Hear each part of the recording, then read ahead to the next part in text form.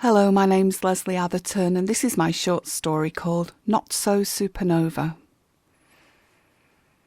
I stared at my wedding ring, a moulded band formed from the golden dust remnants of a star's broken heart.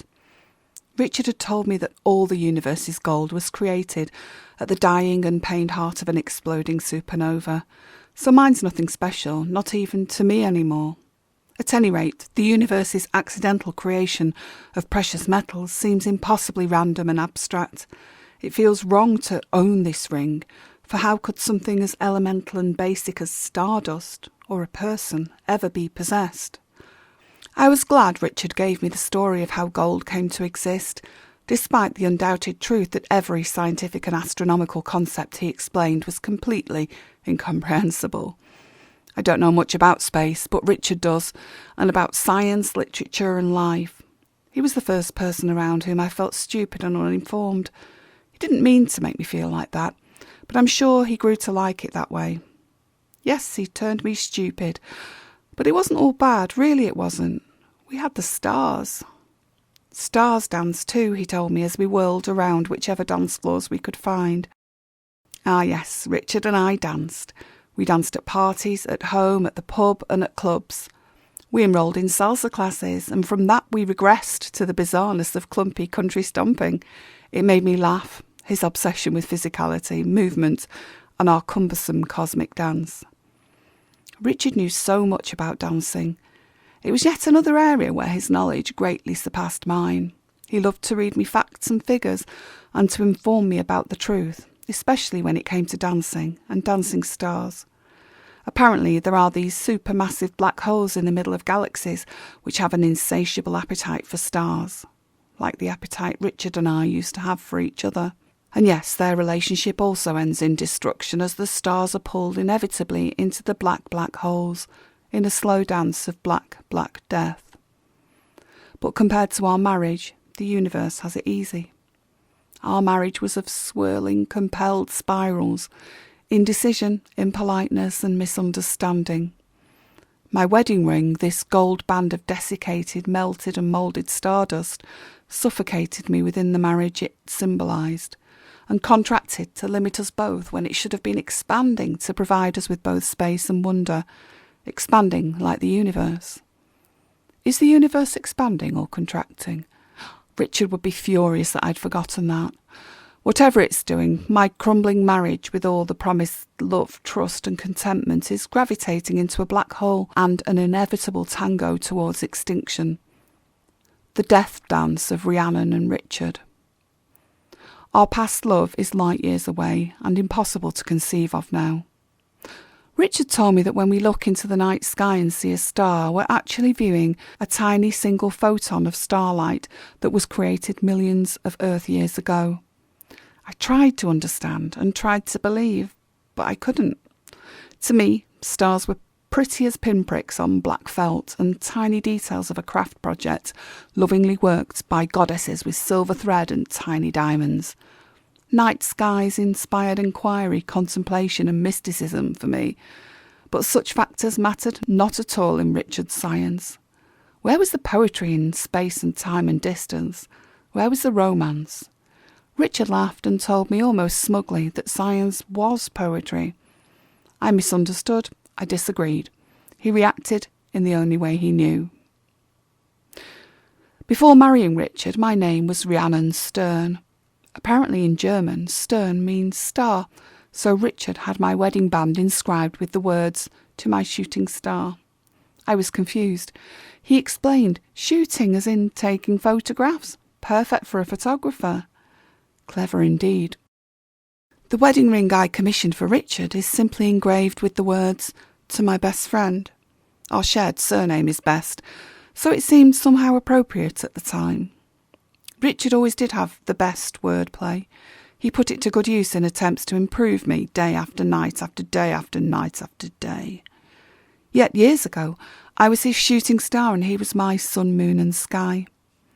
And oh, the things he used to tell me about those cosmic bodies, like that the sun is actually a massive star which burns and burns, but one day, in about 4.5 billion years, It will run out of fuel to burn and will expand and eat up the entire solar system. I was heartbroken. In that moment, the future became frighteningly finite. "You're ridiculous," Richard said. "It will never affect us, so why the hell would you give a damn about it?" But I was heartbroken, though I knew he didn't understand. To him it was a matter of fact, inescapable fact. I, however, had lost faith in the future. He hurt me later, burnt me out, because to him I was useless as a dying sun. I wonder now why he considered me a shooting star. Perhaps to him I was too erratic or temporary, and too ready to burn out as a result of my ridiculously archaic ideas and odd concepts. Though he was always looking spaceward, Richard's feet were firmly placed on the surface of Earth, on what he called our rotating, slightly flattened spherical home. I, however, looked heavenward, floating around in Never Never Land. Silly, idealistic and shallow me. Last night I was nursing bruises while listening to the radio, quietly grooving to reggae while the chicken and spiced vegetables cooked. It was music of joy and comfort. Richard seemed to feel it too, for just a moment, and he told a story about the star that sang. When the universe was young and dense, sounds travelled through it with more clarity than is the case now, and these sounds of the universe left traces in its own fabric. Richard mused that science might now find these sounds, and we'd maybe one day hear the song of the stars. A universal song on the largest album ever created. He was inspired, ecstatic, and lost in the moment. He switched off the radio and listened to silence. And I laughed at him. Nervous, silly and stupid, I laughed. I forgot the correct reaction. I'd been enjoying the music and was annoyed at its absence, so I turned the music back on and turned up the volume. I was wrong to hear beauty where he didn't. I was wrong not to hear the stars' songs amongst the urban silence. The radio didn't survive. Once he'd had enough of hurting, he'd had enough of me and of us. "Where are you going?" I shrieked hysterically, blood mixing with tears. "Pub," he snarled, and I was glad. I knew it was right for him to go. I was as powerless to make him stay as I was powerless to make him happy. The whole house, and maybe even the whole damned universe, shook as our front door, freshly painted buttercup yellow, slammed. That was when I cried. Angry, I pulled at my wedding band to remove that star gold, but it was stuck fast, just as I was married, stuck fast, and alone in an immense universe. Stains smeared against the dull gold, my blood, sweat and tears. Richard was right, and I was wrong. He had been obsessed with deep space and stars all his life, but I, shallow and celebrity-obsessed, was only interested in fake stars from the world of movies and music. I was a Philistine, and blood dripped from my deserved broken nose. I dragged the duvet into Richard's office and lay on his carpet, surrounded by astronomy kits and indecipherable charts. I slept and dreamt of astral travel with him when we were young and danced in space, weightless yet elegant, happy just as we'd been in the old days, and when we were musicians blowing gently and with great skill into wind string instruments, blew into their double reeds and strummed their strings below. The resultant sound like saxophones echoing. Was that our song of the stars? I dreamt that our rings, now separated, would find each other again, like stardust recombined, and I woke in tears, still devastated he was gone, despite everything. But within seconds, the sound of his key in the front door dried the tears. Each of his steps upstairs brought dread and stomach-churning anxiety. The desire for him existed only in his absence. He went to the bedroom first, then, realising I wasn't there, opened the office door. "For God's sake, Rhiannon, what are you doing down there?" I was aching, groggy and incoherent, and our duvet was spotted with my blood. But he didn't wait for my reply. Instead moved straight to his telescope, adjusting, stroking and peering through. He was unshaven and grey.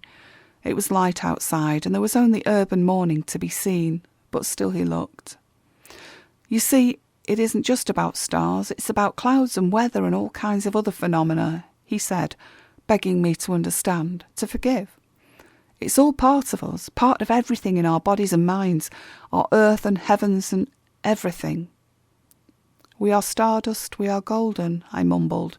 A quote from Joni Mitchell's Woodstock. What? He was momentarily angry. I tried to make things better. I mean, Richard, that I understand, I think, about the connections and about never being alone in a universe of stars. We're all part of it. We're all part of each other. I started to get up, but he lifted up the duvet and lay next to me. God, I'm sorry, he said. I'm totally wrong. You don't deserve this constant anger. He'd said it. He'd apologised for the very first time, and I knew he meant it. And in that second, I realised also that the things we had in common, the stardust permeating our beings, kept us together far more than they forced us apart. It was connection, universal connection. I've been stupid. I don't know why I'm so dense. I need help, he said, as we lay there, untouching on the mucky carpet. I picked at a scrap of something small and fluffy from the floor and rolled it around my hands. Dense, I said. Let me tell you about dense. Do you know that a black hole is so dense that a teaspoon of it would weigh as much as our entire planet? Now that's dense. And not even light can escape from it, he said, happy I'd remembered. Then, do you want to escape? Are we doing the dance of death because of me? Maybe, I said, gaining strength. But maybe not, I don't know. You've got to change. You can't keep hurting me just because we're different. We're connected by stardust, remember. That matters. Silence first. Long, long silence. Then unspoken forgiveness. And still we lay on the carpet. I broke the silence. Like Gregory and Susan lying on the grass in the country park, dancing on their backs to stop them falling off the planet, I said. Gregory's Girl, that was our film. Richard smiled a little lamely. Or like Jeff Bridges and Robin Williams skydancing at the end of The Fisher King, he tried. Another lame smile. Another of our films. Another connection. And so we lay on the grass-green carpet, desperately hoping that our own supernova was done with exploding, that it had burnt itself out. Earthbound, with hands entwined, we were living in hope and listening for the song of the stars.